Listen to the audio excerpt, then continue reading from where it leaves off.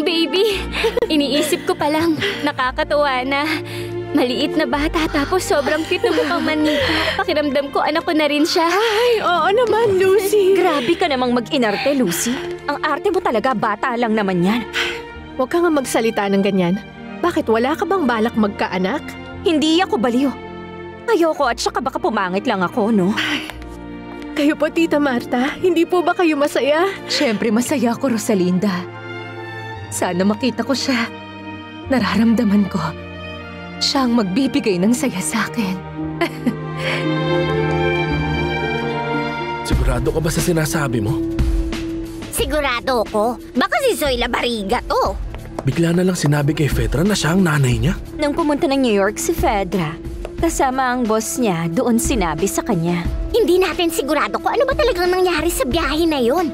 Nawalan kasi ng trabaho si Fedra. At saka sa tingin ko tinanggal siya. Mukhang kailangan ko na talagang makilala tong si Tita Marta. Napakasaya ni Rosalinda. Ay, nako. Parang ang laking bagay na magkakaanak sila. Nakakainis sa totoo lang. Huwag mong sabihin yan. Balang araw ikaw rin. Hindi mo ba narinig? Hindi ako baliw para mag-anak. Fedra, may itatanong sana ako sa'yo.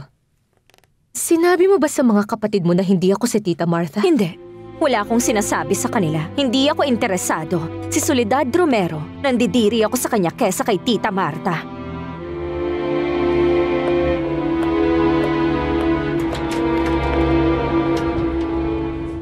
Kumusta naman ang anak ko? Masaya po siya sa asawa niya. At yung babae? Pinagastos ba niya ang lahat ng pera ng anak ko ngayon? Hindi. Simple lang rin po ang suot niya. Eh si Fernando Jose, hinahanap ba ako ng anak ko? Hindi po.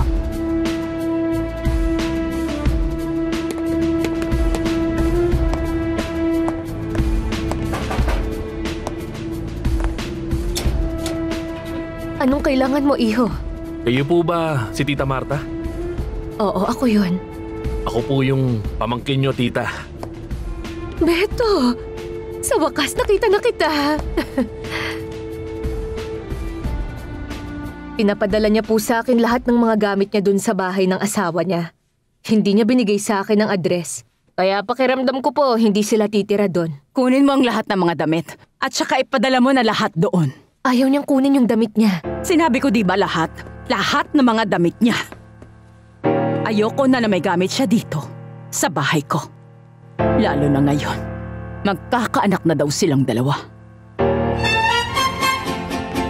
Si nos dejan, buscamos tu rincón cerca del cielo. Si nos dejan, haremos de las nubes terciopelo. Y ahí, juntitos los dos, cerquita del río, será lo que soñamos. Si nos dejan, llevo de la mano tu corazón. Y ahí nos vamos, si nos dejan, de todo lo demás nos olvidamos. Si nos dejan. Papa! Papa! Anong ginagawa niyong dalawa dito? Ay, Papa. Papa, sabi na lang sana namin kina Lucy, kaso kami na lang po ang magsasabi sa inyo. Meron kasi kaming magandang balita sa inyo. Papa, Sige na. magkakaroon na po kayo ng apo. Masaya po ba kayo para sa amin? Hindi po ba kayo masaya, Papa? Bakit po? Sabihin niyo. Magkakaanak na sila. Magiging komplikado ang lahat. Paano pag nalaman niya na anak ni Soledad si Rosalinda? Anong mangyayari sa bata? Pa, bakit po ba ang tahimik niyo? Hindi po ba kayo masaya sa balita? Ayaw niyo po bang magkaapo? Hindi naman sa ganun, anak. Nabigla lang ako sa balita mo. Pinakinggan ng Diyos ang hiling namin. Gustong-gusto naming magkaanak. Bakit po, senyor? Sa tingin niyo po ba hindi ko aalagaan si Rosalinda? Hindi. Hindi naman. Dapat hindi mo lang siya ngayon paliligayahin. Iho, dapat hanggang sa dulo, paligayahin mo siya.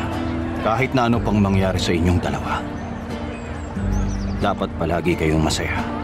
Palagi niyo yung tatandaan. Nakwento ka sa akin ng mga kapatid mo. Alam ko kung anong sinabi ng mga plastic na yun sa akin. Kasi ganun talaga sila. Mga plastic. Sila... Anong sasabihin mo, Beto? Pag sinabi ko, baka mag-skandalo ka.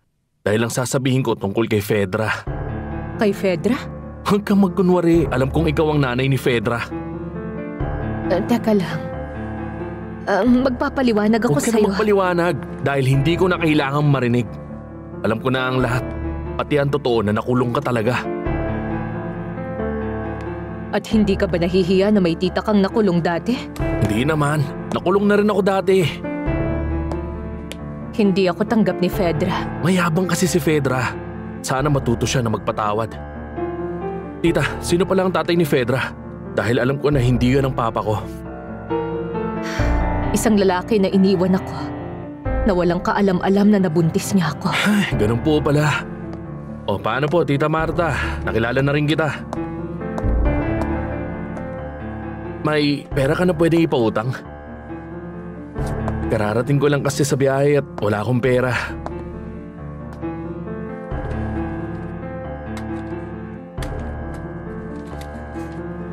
Salamat, Tita. Mukhang magkakasundo tayo tulad ni Mama. Sumalangit nawa ang kaluluwa ng mama ko.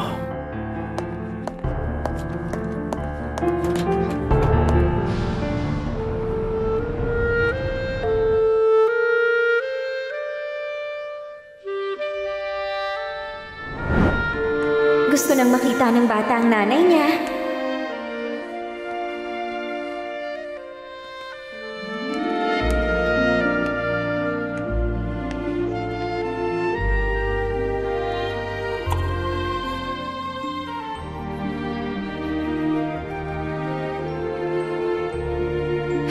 Anak ko.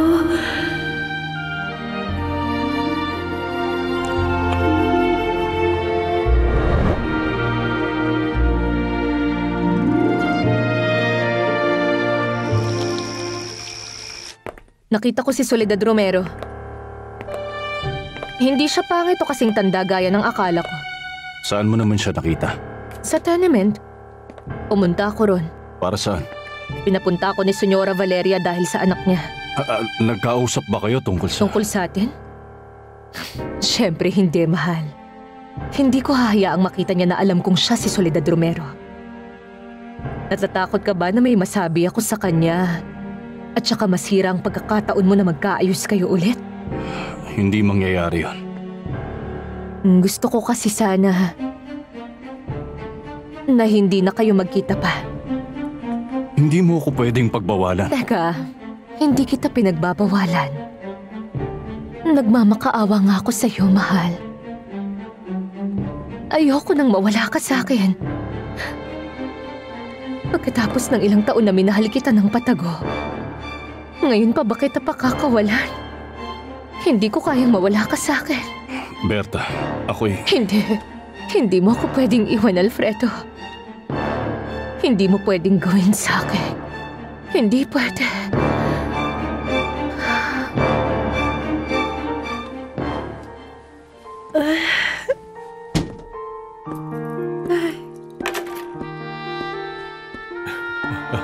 Mahal ko! Mahal ko! Mahal ko! Ikaw talaga.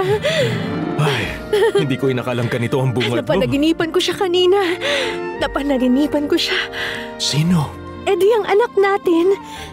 Babae pala siya. Isang napakagandang bata. Ang ganda ng panaginip ko. Ramdam ko siya sa dibdib habang buhat ko siya, mahal ko. Magkakatotoo na ang panaginip mo, mahal. Ikaw ang magiging pinakamaganda at mabuting nanay sa buong mundo. Ay, mahal ko. Mahal kita. Na mahal kita. Mahal.